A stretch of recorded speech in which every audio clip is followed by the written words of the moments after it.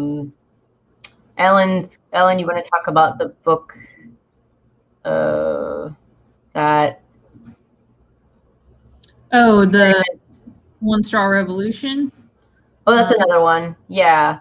So we've got a few in the upcoming schedule works. Yeah. You've got our first book is going to be Plant Intelligence. Plant Intelligence in the Imaginal Realm by renowned herbalist Stephen Herod Booner. I've been working my way through that one, so that'll be a good one to look at. And this kind of segues into the concept of storytelling too. Like, we'll certainly have some discussion episodes kind of going through a book and talking about what we liked about it and recommend it and so forth. But I could really imagine using this platform as a way to also tell stories. So, whether that's either one of us telling a story or a guest telling a story, and what that might look like could be like literally telling a story in terms of something that's more fable and fantasy, parable almost, or it might be something of just like sharing a story of like something that actually happened in our life or our guest's life, and how that might relate to something in nature. Obviously we're keeping to a theme here.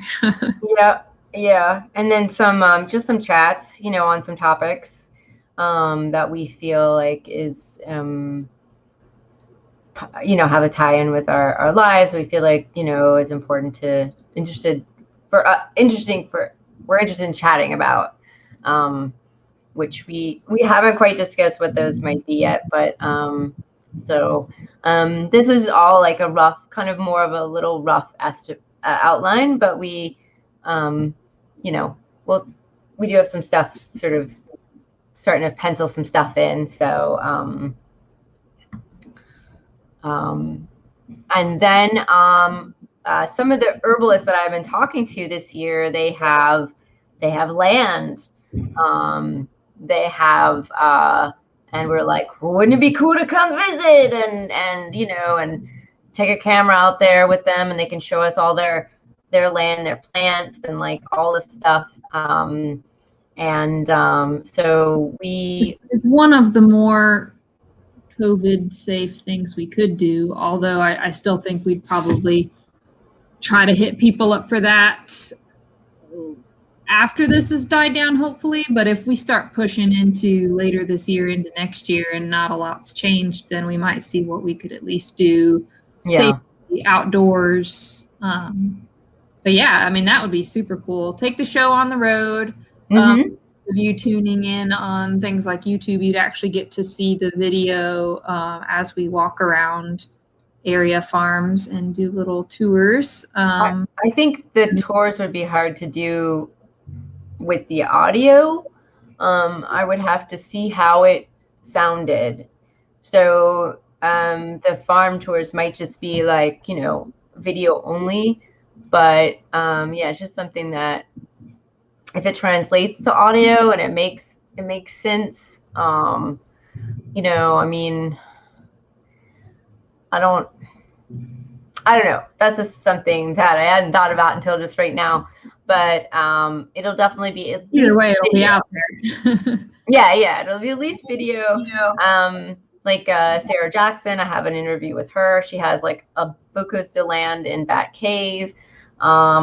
Benjamin Kitchen, he does ginseng. Sarah Jackson also does ginseng. So I, get out and see where the ginseng is and the process of how they harvest it and what they do with it and just anything else. And then, I mean, sustainably, of course. What? Sustainably, of course. Sustainably, yeah, yes, exactly.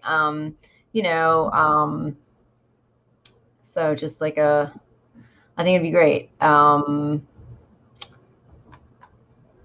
then also, piggybacking on the concept of storytelling and how living life is a story, we'd hope to get some musical guests as well, folks who maybe lean towards activism in their music and or nature elements and natural themes and so forth.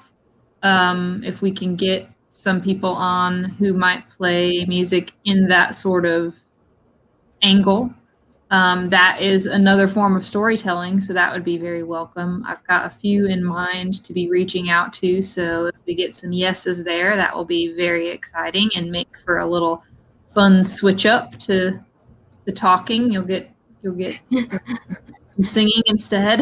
Yeah, we'll shut up and and you'll get to, we'll all get to listen to some really cool music, and I think that'll be great. I'm really excited about that, especially one band who were planning to ask about doing a theme song or using some of their music to be the song to, start the podcast and the podcast. Because currently we don't have any. And we're gonna get all professional. We want to do it would be really cool also if we could visit. So we want to do something with herb schools, reviews, interviews, possibly at some point maybe visit, so that people could get a better idea of what's out there. And yeah, there's so many, and there is a lot. It's good to compare and contrast, and it's not necessarily that anyone is better than another per se. They offer different things in different ways that are gonna suit people differently depending on what your aim is in trying to learn more about herbs, in terms of accessibility and scheduling and financial, sure, but also just in terms of curriculum content and what you walk away from it with. And that would be good to kind of dig into and get to hear from the school's founders themselves in terms of what motivates them to do what they're doing and things like that.